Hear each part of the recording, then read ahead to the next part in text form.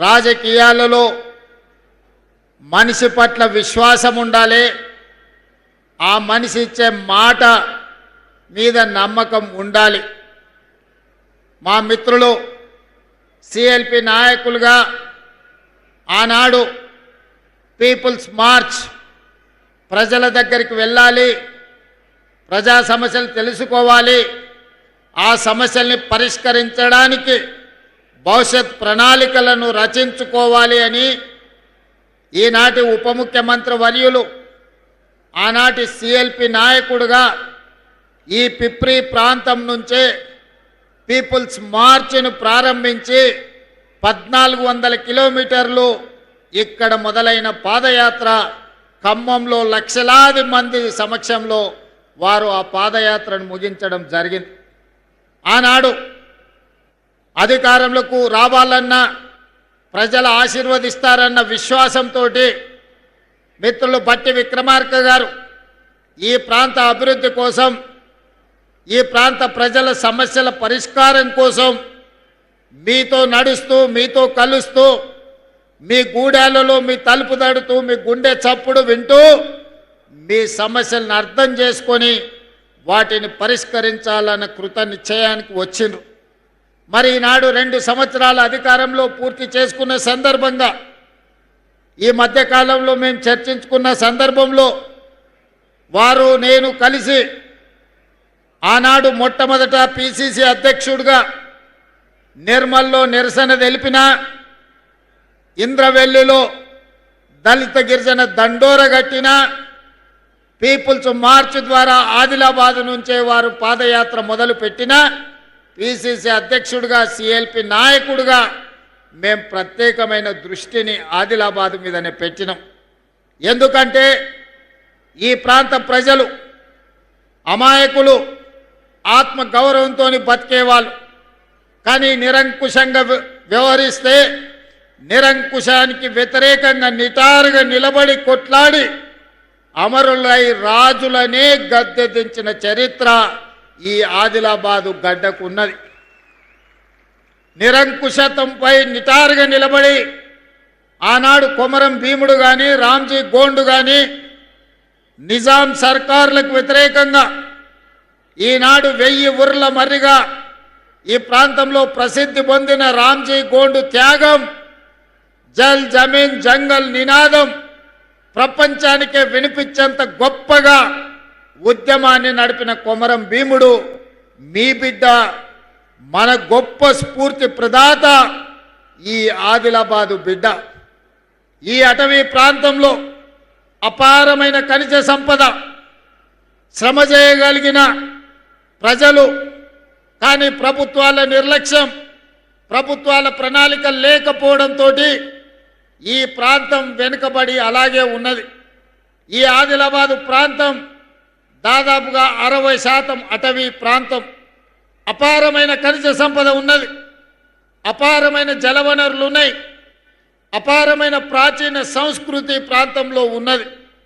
కానీ ఈ ప్రాంతానికి పరిశ్రమలు రాలే, ఈ ప్రాంతంలో వ్యవసాయం విస్తరించలే, ఈ ప్రాంతంలో విద్య వైద్యము ఈనాటికి పేదలకు అందలే. ఈనాడు ఈ ఆదిలాబాద్ అటవీ ప్రాంతంలో ఉన్న గూడాలలో ఇప్పటికీ పూరు గుడిసెలుగానే ఉన్నాయి. తాగడానికి నీళ్లు అందని పరిస్థితి ఇంకా మన కళ్ళ ముందు కనిపిస్తూనే ఉంది. నేనే స్వయంగా ఈ ప్రాంతంలో పర్యటనకు వచ్చినప్పుడు గూడాలలో పర్యటించిన నాడు మిత్రులు స్వయం బాబురావుతో మాట్లాడి ఈ ప్రాంత గూడాలలో ఉన్న పటేళ్లను కలిసి తప్పకుండా మన ప్రభుత్వం వస్తుంది, మీ సమస్యను పరిష్కరిస్తామని ఆనాడు ఈ ప్రాంతంలో గూడాలలో ఉన్న పటేళ్లకు నేను మాట ఇచ్చి ఈ ప్రాంతం అభివృద్ధి పదం వైపు నడిపిస్తా అని చెప్పి ఆనాడు అనుకున్నాం. అదేవిధంగా మా మిత్రులు ప్రేమ్ సాగర్ రావు గారు ఎప్పుడు మాట్లాడినా మాకొక సమయంలో నమ్మకం, విశ్వాసం సన్నగిల్లినప్పుడు, అన్నా మీరు అధైర్యపడకండి, ప్రభుత్వం వస్తుంది, ప్రభుత్వం వచ్చిన తర్వాత నీ సొంత జిల్లా పాలమూరుకి ఏ ప్రాధాన్యత ఉంటుందో, అత్యంత వెనుకబడిన ప్రాంతం 70 సంవత్సరాలు అభివృద్ధికి నోచుకొని ఆదిలాబాదును పాలమూరుతో సమానంగా నువ్వు అభివృద్ధి చేయాలి, ఈ ఒక్క మాట నువ్వు నాకు ఇవ్వు, ఈ జిల్లా మొత్తం నీకు అండగా నిలబడుతుందని మిత్రులు ప్రేమ్ సాగర్ రావు అనేటోడు. వారు మాట్లాడినప్పుడు ధైర్యం వచ్చేది, గుండె నిండా ఊపిరి పీల్చుకొని కొట్లాటకు సిద్ధమయ్యేది. మళ్ళా నెల తిరుగుతేనే ఏమవుతుందో అని భయం ఉండేది. ధైర్యం కాస్త భయంగా మారి భయం నుంచి పోరాటం చెయ్యాలి. ఈ పోరాటంలో విజయమన్న సాధించాలి, లేకపోతే ఈ ప్రాంతమే ఎడారిగా మారుతుంది. ఈ ప్రజల కోసం ఎట్టి పరిస్థితుల్లో ప్రజాపాలన తీసుకురావాలి అని ఒక ఉక్కు సంకల్పంతో ఎన్ని కేసులు పెట్టినా, ఎన్ని అక్రమ నిర్బంధాలు చేసినా, ఎన్ని రకాల అవంతరాలు కల్పించినా, ఎన్ని ఒత్తిళ్లు చేసినా వాటికి నిలబడి గుండె ధైర్యంతో కాంగ్రెస్ పార్టీ కార్యకర్తలు కొట్లాడినరు కాబట్టే ఈనాడు ప్రజాపాలన అధికారంలోకి వచ్చింది. మిత్రులారా, నేను చాలా సందర్భాలలో చెప్పిన, ఎన్నికలు వచ్చినప్పుడే రాజకీయాలు, ఎన్నికలు వచ్చినప్పుడే జెండాలు ఎజెండాలు, ఎన్నికలు వచ్చినప్పుడు మన పార్టీని మన వాళ్ళని గెలిపించుకోవడానికి 100% ప్రయత్నం చేద్దాం.